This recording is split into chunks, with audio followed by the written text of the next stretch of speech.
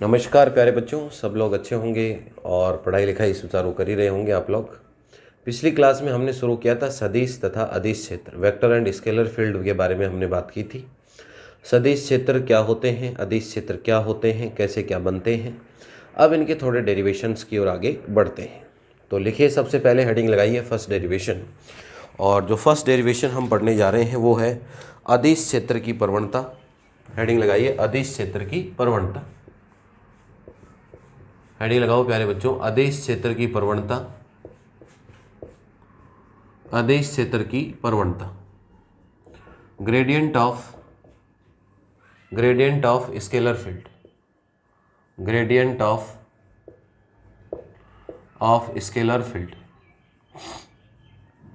Gradient of scalar field. Heading लगाओ, अदिश क्षेत्र की प्रवणता या ग्रेडियंट ऑफ स्केलर फील्ड। अदिश क्षेत्र की प्रवणता या हम क्या पढ़ेंगे, ग्रेडियंट ऑफ स्केलर फील्ड हम पढ़ेंगे। ठीक है, क्या इसका डेरिवेशन होगा, क्या और होगा, ये सारी चीज़ें हम इसमें पढ़ने वाले हैं। ठीक है,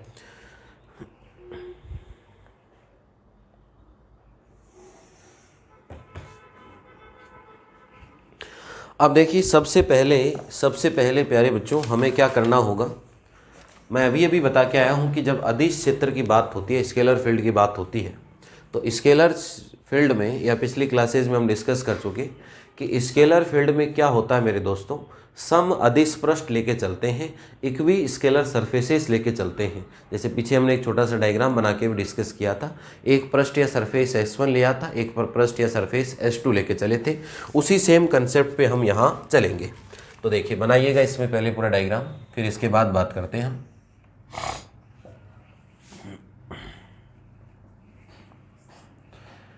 ये कोई भी हमारे पास एक पृष्ठ या एक सरफेस जिसको हम S1 कहते हैं, एक दूसरा पृष्ठ या सरफेस जिसको हम क्या कहते हैं, S2 कहते हैं। ठीक है, अब ये पृष्ठ है कहाँ, इनकी स्थिति या पोजीशन बतानी पड़ेगी। तो O पॉइंट से ये पृष्ठ मान लो P पॉइंट पे है, और ये P पॉइंट और ये कितना है, R वेक्टर है आपके पास। ठीक है, यहाँ से इसकी स्थिति या पोजीशन बताई, तो ये कोई इसका Q पॉइंट कह देते हैं इसको। और ये कितना है आपके पास, R प्लस कितना हो गया, डेल्टा R हो गया, डी आर कह दीजिए। R प्लस कितना हो गया, डेल्टा R। ये देखें तो ये कितना हो गया आपके पास, डेल्टा R। ये कितना हो गया आपके पास, डेल्टा R।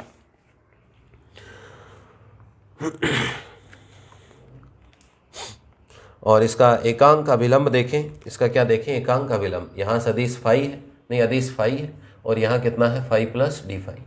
ये हो जाएगा इसका एकांक अभिलंब। यूनिट नॉर्मल वेक्टर हो गया आपका,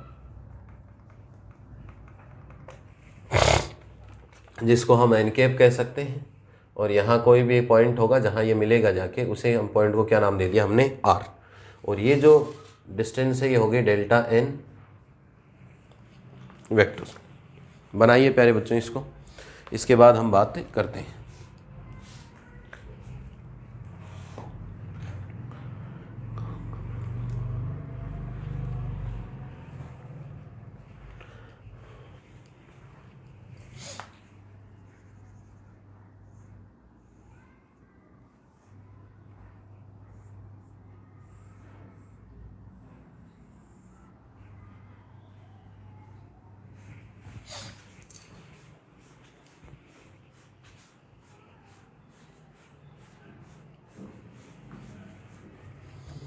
बना लीजिए, डायग्राम बना लीजिए। थ्योरी रटने की ज़रूरत नहीं है, डायग्राम को देख के ही सारी थ्योरी लिख देंगे,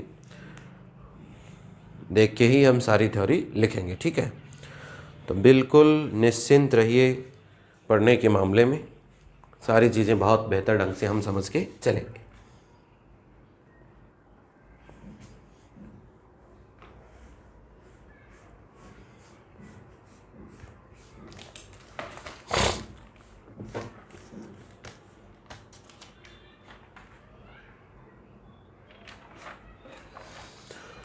तो देखिए प्यारे बच्चों, बना लिया होगा सबने। ये हमारे पास क्या था, अदिश क्षेत्र है। कौन सा क्षेत्र है, अदिश क्षेत्र या स्केलर फील्ड।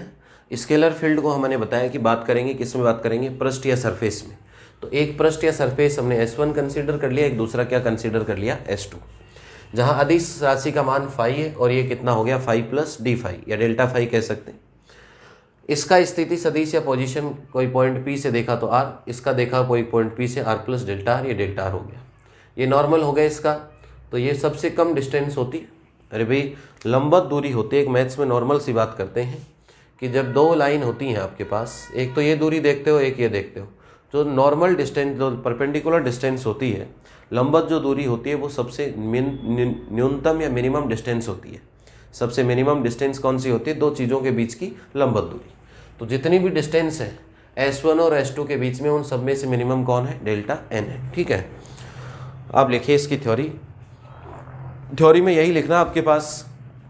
पहले एक बार मोटी मोटी आउटलाइन बता देता हूँ कि हमारे पास कोई भी एक अदिश क्षेत्र है, उसमें दो अदिश पृष्ठ है जिसमें वैल्यू फाई और फाई प्लस डी फाई है, उनके स्थिति सदिश या पोजीशन R और R प्लस डेल्टा R है। ये सारी चीज़ें हम नोट डाउन करने वाले हैं थ्योरी में।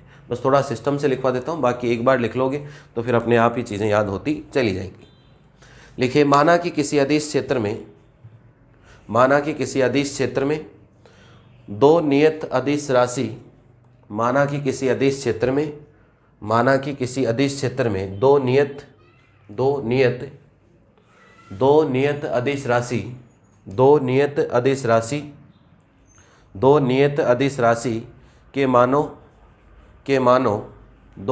अदिश राशि के मानों फाई तथा फाई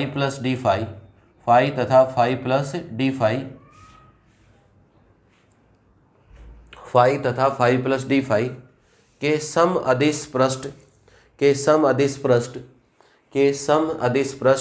S1 तथा S2 हैं, के सम अदिश पृष्ठ S1 तथा S2 हैं। Consider in a scalar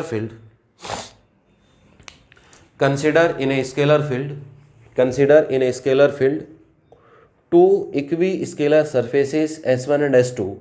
Consider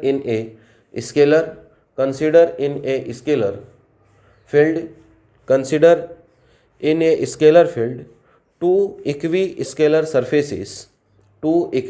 surfaces S1 and S2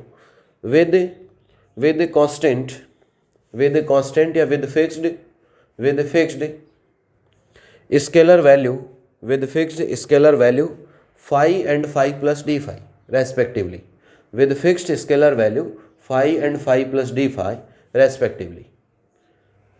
कि हमारे पास कोई दो पृष्ठ या दो सरफेस है, एक पृष्ठ S1 हो गया, एक S2 हो गया, इस पे अदिश राशि या स्केलर की वैल्यू फाई है और एक कितना हो गया? फाई प्लस डी फाई हो गया। ठीक है भाई, ये फिक्स है, इनमें कोई बदलाव नहीं करेंगे पूरे डेरिवेशन में। इसके अलावा अब जो बात किसकी करेंगे? इनकी स्थिति या पोजीशन की बात होगी। ये है कहाँ?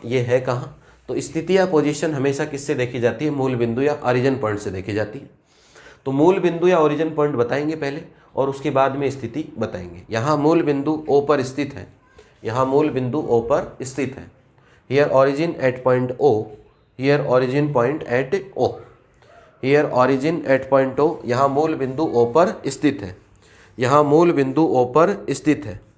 O पर स्थित है। मूल बिंदु के सापेक्ष पृष्ठ S1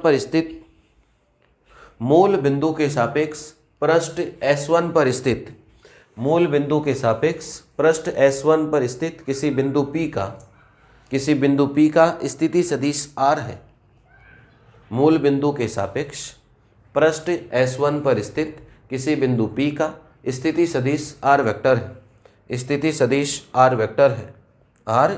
है। अबाउट ओरिजिन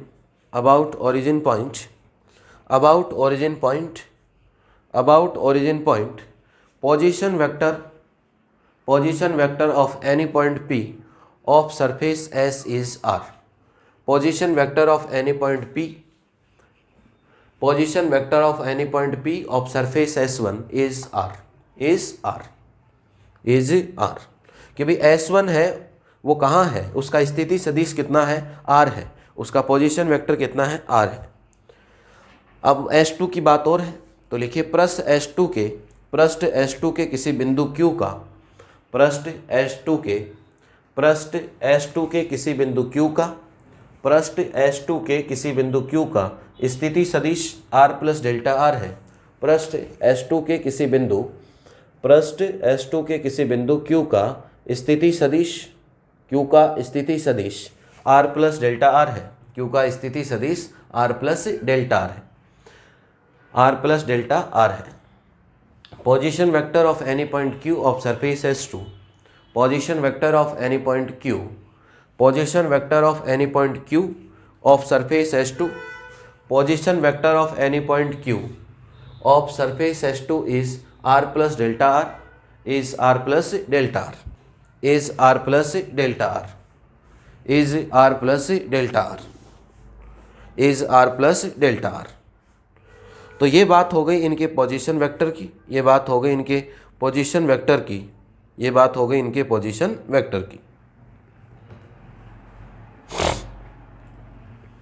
अब देखिए जो PQ डायरेक्शन है, ये जो आपकी PQ डायरेक्शन है, यहाँ लगा सकते हो PQ दिशा में फाई से परिवर्तन, फाई से कितना होता है d फाई। और बेसिकली अगर अदिश राशि में परिवर्तन या चेंज देखा जाए पृष्ठ S1 से पृष्ठ S2 पे, तो फाई है तो परिवर्तन फाई प्लस डी फाई हो गया, तो चेंज कितना हुआ, डी फाई का परिवर्तन हुआ। अगर परिवर्तन की दर देखें, रेट ऑफ चेंज देखें, परिवर्तन की दर देखें, अगर रेट ऑफ चेंज देखें तो दर कितना होगा, फाई से डी फाई परिवर्तन हो गया, तो टोटल चेंज तो कितना हुआ, डी फाई हो गया। कितनी दूरी में हुआ, कितने में हुआ, कितने भाग में हुआ, पहले P थे अब कहाँ चले गए Q पर, तो P पे कितना था, R था, अब Q पे कितना हो गया, R प्लस डेल्टा R, तो कितना हो गया आपके पास, डेल्टा R या DR हो गया। तो PQ दिशा में अगर फाई में परिवर्तन की दर देखें, PQ दिशा में फाई में परिवर्तन की दर देखें, अगर rate of change in phi देखें तो डी फाई अपॉन कितना होगा, DR होगा। अरे डी फाई अपॉन कितना होगा, DR होगा। तो लिखिए आगे, PQ दिशा में अदिश फलन फाई के परिवर्तन की दर, PQ दिशा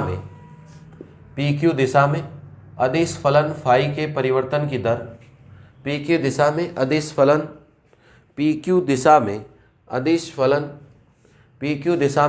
फलन फाई के परिवर्तन की दर, PQ दिशा में अदिश फलन फाई के परिवर्तन की दर, फाई के परिवर्तन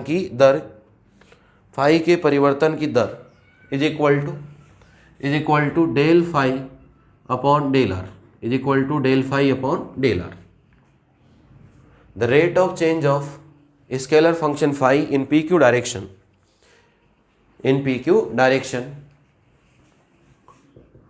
the rate of change of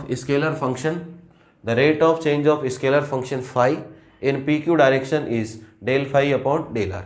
D phi भी लिख सकते हो, डेल फाई भी लिख सकते हो, इसको डेल लिख दो चाहे डी लिख दो, इसको भी डी लिख दो, उससे कोई फर्क नहीं पड़ना। परिवर्तन या चेंज को डिनोट करता है कौन, डेल या डी।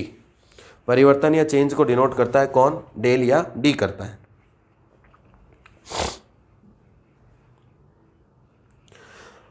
अब देखिए हम क्या करते हैं, एक लंब या परपेंडिकुलर खींचते हैं, जो मैंने पहले ही खींच रखा है। यहाँ लंब या परपेंडिकुलर पृष्ठ S1 से पृष्ठ S2 के किसी बिंदु किस पे खींचते हैं, R पे एक परपेंडिकुलर ड्रॉ करते हैं, लंब खींचते हैं, और लंब को हमने क्या नाम दे रखा है, P से R तक। तो एक नंबर इक्वेशन तक सबने लिख लिया, इसके नीचे वाली लाइन से लिखिए। अब हम P से दूसरे पृष्ठ S2 पर, अब हम P से दूसरे पृष्ठ S2 पर एक लंब PR खींचते हैं। अब हम P से दूसरे पृष्ठ S2 पर एक लंब PR खींचते हैं। Now we draw a perpendicular from point P to another surface S2. Now we draw a perpendicular from point P.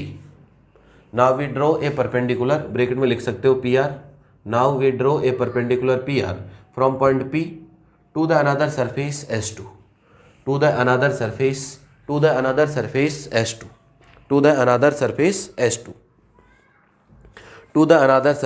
S2. अब हम जानते हैं कि ये जो दो चीज़ें होती हैं, एक तो ऐसे ही दूरी देखते हैं और एक है डिस्टेंस। तो ये डिस्टेंस क्या होती है, न्यूनतम डिस्टेंस कौन सी होती है, जो लंबवत या जो परपेंडिकुलर होती है, वो दूरी क्या होती है, न्यूनतम होती है मेरे प्यारे बच्चे। तो ये जो डिस्टेंस हुई, कौन सी डिस्टेंस, न्यूनतम।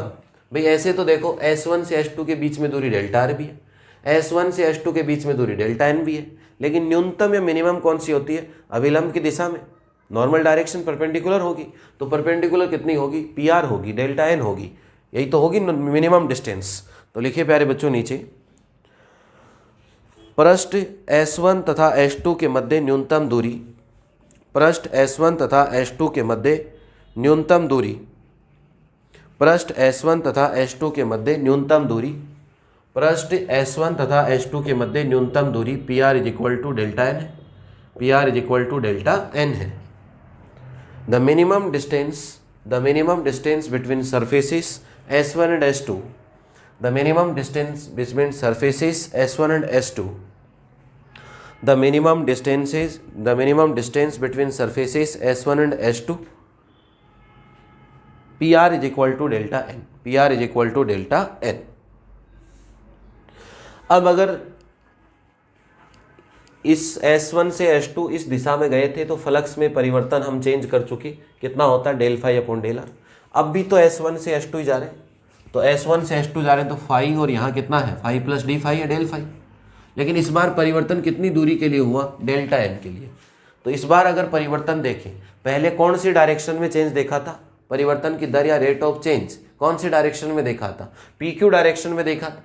अब अगर मैं PR डायरेक्शन में देखना चाहूँ तो rate of change in flux या परिवर्तन की दर अगर देखें तो लिखिएगा प्यारे बच्चों, PR दिशा में पहले कौन सी दिशा थी, PQ, PR दिशा में अदिश फलन फाई में परिवर्तन की दर, PR दिशा में अदिश फलन फाई में परिवर्तन की दर डेल फाई अपॉन कितना होगा, del n, del phi upon कितना होगा, डेल n। PR दिशा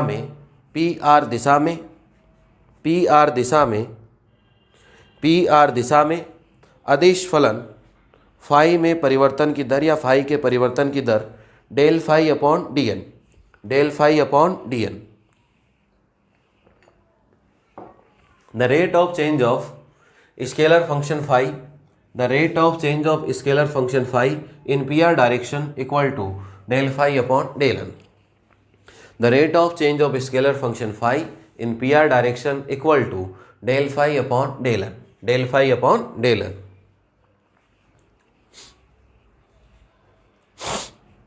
दे दीजिए इक्वेशन नंबर सेकंड, काम आएंगे ये सारी चीज़ें।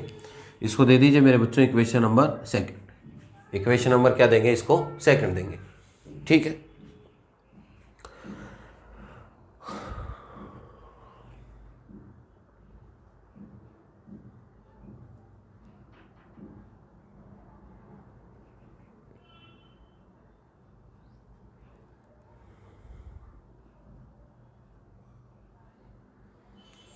अब देखिए हमारे पास त्रिभुज बन रहा है, हमारे पास त्रिभुज या ट्रायंगल बन रहा है PQR। डायग्राम को देखिए, त्रिभुज या ट्रायंगल हमारे पास बन रहा है PQR। त्रिभुज या ट्रायंगल हमारे पास दिख रहा होगा आपको डायग्राम में, क्या बन रहा है, PQR। अब डेल्टा R को हम क्या मानते हैं, अत्यंत कम मानते हैं, तो इसलिए PQR एक समकोण त्रिभुज बन जाएगा आपके पास, राइट एंगल ट्रायंगल जैसा ही बनेगा हमारे पास। अरे भाई डेल्टा R को अगर हम नॉर्मल बहुत कम डिस्टेंस मान के चलें, अत्यंत कम माने, तो ये एक कौन सा त्रिभुज बन जाएगा आपके पास, समकोण त्रिभुज, एक राइट एंगल ट्रायंगल बन जाएगा आपके पास। तो अगली लाइन से लिखिए, और त्रिभुज मानेंगे तभी काम होगा, ट्रायंगल मानेंगे तभी काम होगा। तो अगली लाइन से लिखिए, चित्रानुसार अकॉर्डिंग टू डायग्राम,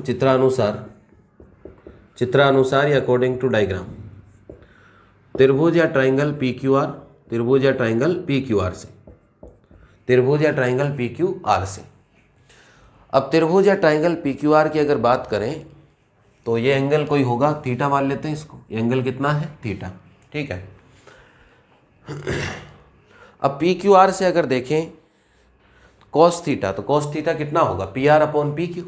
अरे कॉस थीटा कितना होगा, PR अपॉन PQ होगा, और इज इक्वल टू कितना होगा, कॉस थीटा। अब आपने समकोण कैसे मान लिया, तो यहाँ बताना पड़ेगा डेल्टा R, यदि डेल्टा R अत्यंत कम हो या अत्यल्प हो,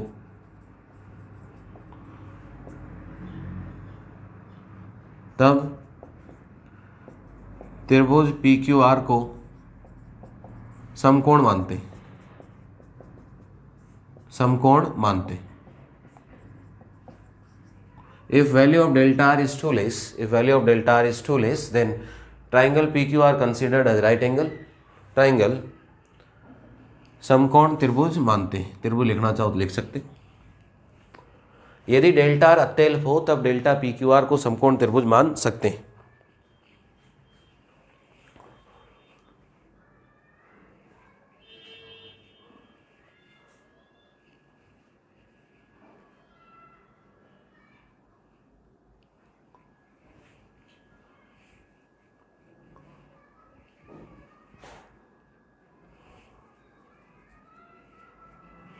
तो देखिए यहाँ से अगर इसको राइट एंगल मान लिया हमने तो पी आर बटे पी क्यू कॉस थीटा हो जाएगा। कॉस थीटा क्या होता है? आधार या बेस, नीचे क्या आता है? कर्ण या हाइपोटेनियस। तो आधार का काम कौन करेगा? P R. अरे भाई यही तो होगा आपके पास, पी आर यहाँ 90 बनेगा, यही तो है आपके पास। और कर्ण का काम कौन करेगा? P Q. अरे कर्ण का काम कौन करेगा? पी क्यू करेगा आपके पास। तो नीचे कितना आ गया? P Q. तो P R upon P Q is equal to कितना होगा? Cos theta. तो P R is equal to कितना हो गया? P Q cos theta. P R को अगर हम लिखें तो P R is equal to कितना हो गया आपके पास? P Q cos theta. समझिएगा एक बार चीज़ों को। P R is equal to कितना हो गया? P Q cos theta. P R is equal to कितना हो गया भाई? P Q cos theta. अब देखिए पी आर की वैल्यू मेरे पास है, पी क्यू को हम जानते हैं। पी आर कितना है? डायग्राम से देखिए डेल एन है। अरे पी आर कितना है? डेल एन है। और पी क्यू कितना है? डेल आर है। और ये कितना हो गया आपके पास? Cos theta. Del N is equal to del R cos theta, यही तो हुआ हमारे पास। Del N is equal to कितना हो गया? Del R cos theta. Equation number कितना हो गया? थर्ड। इक्वेशन नंबर कितना दे देते हैं इसको? थर्ड। अब नोट कीजिए यहाँ तक।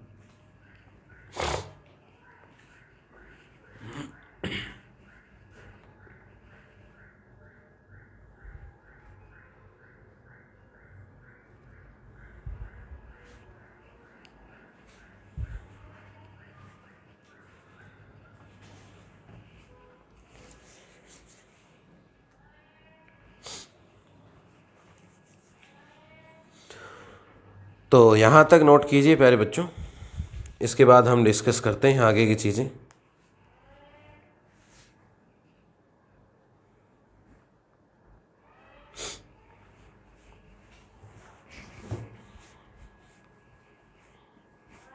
अब देखिए प्यारे बच्चों, डेल आर की जो वैल्यू है उसको हम किस में पुट करेंगे? इक्वेशन फर्स्ट में। डेल आर की जो वैल्यू है उसको हम किस में पुट करेंगे? इक्वेशन नंबर फर्स्ट में। तो देखो यहाँ से आ जाएगी डेल आर की वैल्यू। डेल आर की वैल्यू क्या होगी? Del N upon cos theta. तो देखिए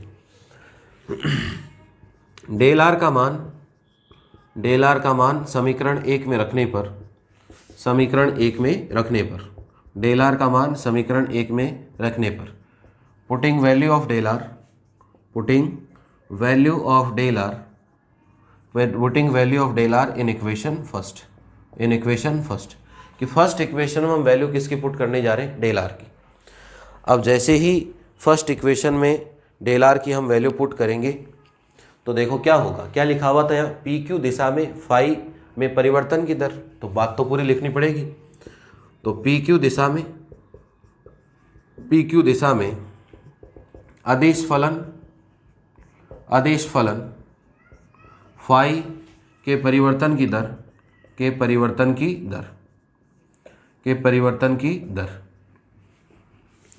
rate of change, rate of change of scalar function, rate of change of scalar function phi, rate of change of scalar function phi in P Q direction, in P Q direction, in P Q direction is equal to, in P Q direction is equal to, ऊपर तो प्यारे बच्चों del phi है, ऊपर तो del phi है। अरे ऊपर तो कितना है? Del phi. नीचे कितना था? Del R. नीचे कितना? Del are. डेल आर की वैल्यू यहाँ से आ जाएगी del N upon cos theta. तो ये हो गई del N upon cos theta. तो यहाँ रखेंगे डेल एन और अपॉन कॉस थीटा ऊपर चला जाएगा तो इंटू कितना हो गया? Cos theta. तो del phi upon del N into कितना हो गया प्यारे बच्चों? Cos theta.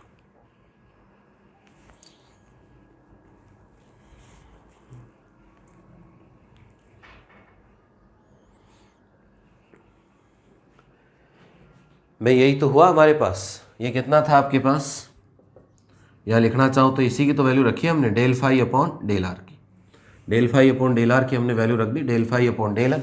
डेल आर की जगह रख दिया del N upon cos theta. Cos theta नीचे से कहाँ चला गया, ऊपर। ठीक है भाई।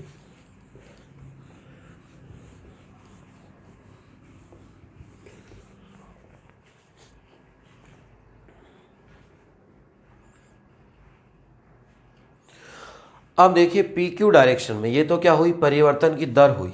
हमें देखनी है अधिकतम परिवर्तन की दर। अधिकतम परिवर्तन की दर या जो मैक्सिमम रेट ऑफ चेंज होती है वही प्रवणता होती है। अभी तक ऐसे ही करे जा रहे हैं, हमें ये मालूम नहीं कि सर कर क्या रहे हैं। प्रवणता हेडिंग तो लगा दी, ग्रेडियंट तो निकालना है, लेकिन ग्रेडियंट के लिए करना क्या होगा, तो अधिकतम परिवर्तन की दर देखी जाती है, इसमें मैक्सिमम रेट ऑफ चेंज देखी जाती है। तो अभी तक तो हमारे पास क्या आई, रेट ऑफ चेंज आया सिर्फ del phi upon del are, del phi upon del N into कितना हो गया, कॉस थीटा। अब इसको अधिकतम देखना चाहते हैं हम, इसको क्या देखना चाहते हैं, अधिकतम। तो पी की दिशा में फाई के अधिकतम परिवर्तन की दर। अब क्या देखेंगे अगली लाइन से, पी क्यू दिशा में, पी की दिशा में फाई के, पी की दिशा में फाई के अधिकतम परिवर्तन की दर, पी की दिशा में फाई के अधिकतम परिवर्तन की दर, पी की दिशा में फाई के अधिकतम परिवर्तन की दर, अधिकतम परिवर्तन की दर, maximum rate of change, maximum rate of change, maximum rate of change of phi in P Q direction, in P Q direction, in P Q direction. P Q direction में अगर हम मैक्सिमम देखना चाहें तो क्या होगा प्यारे बच्चों, del phi upon del r. ये क्या होनी चाहिए, मैक्सिमम। भाई ये क्या होना चाहिए, मैक्सिमम होना चाहिए। मैक्सिमम होगा तो इनका तो क्या मैक्सिमम मिनिमम होगा, ये तो है जो है ही। लेकिन कोस थीटा मैक्सिमम कितना होता है, 1 होता है, तो इसको 1 लेके चलेंगे। तो ये हो गया आपके पास डेल फाई अपॉन कितना होगा, डेल एन। हम बता देंगे कि कॉस थीटा इक्वल टू 1 होगा अधिकतम स्थिति में, फॉर मैक्सिमम केस, अधिकतम के लिए, अधिकतम के लिए या for maximum, for maximum. Cos theta की वैल्यू कितनी होगी, 1 होगी फॉर मैक्सिमम। तो इसे ही हम क्या कहते हैं, इसे ही हम क्या कहते हैं प्यारे बच्चों, ग्रेडियंट फाई कहते हैं, इसे ही प्रवणता कहते हैं। आप चाहो तो डी डेल लिख दो, चाहे आप चाहो तो इसको ऐसे लिख सकते हैं, D phi upon D R maximum is equal to कितना होगा, d phi upon D n, या इसे ही हम क्या कहते हैं, ग्रेडियंट ऑफ फाई, या इसे ही हम कहते हैं प्रवणता फाई, इसे ही हम क्या कहते हैं, प्रवणता फाई, इसे ही हम क्या कहते हैं, प्रवणता फाई, या इसे ही हम क्या कहते हैं, ग्रेडियंट ऑफ फाई कहते हैं, इसे ही हम क्या कहते हैं, प्रवणता फाई, या क्या कहते हैं, ग्रेडियंट ऑफ फाई।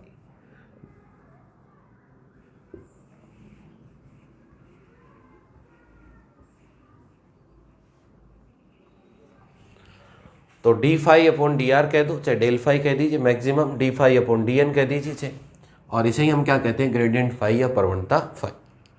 तो देखो प्यारे बच्चों, प्रवणता क्या हुई, क्या हुई, अभी तक ऐसे पता नहीं चला, करे जा रहे क्या किए जा रहे हैं, कंसेप्ट तो मालूम होना चाहिए चीज़ का। तो जब भी प्रवणता पूछे अदिश क्षेत्र की, तो जो अदिश फलन होता है फाई, अदिश फलन या स्केलर फंक्शन क्या होता है, फाई होता है। फाई में परिवर्तन की दर, तो d phi upon D r, वो क्या निकालनी होती है, मैक्सिमम, वही क्या कहलाती है, प्रवणता कहलाती है। तो शुरू से ही हम d phi upon D r पे काम कर रहे थे, फिर हमें निकालनी थी अधिकतम, हमें क्या निकालनी थी, अधिकतम या मैक्सिमम।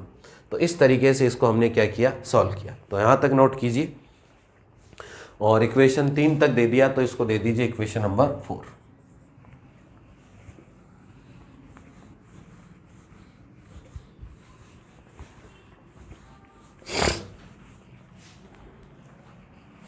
इसको नंबर दे दीजिए इक्वेशन नंबर 4।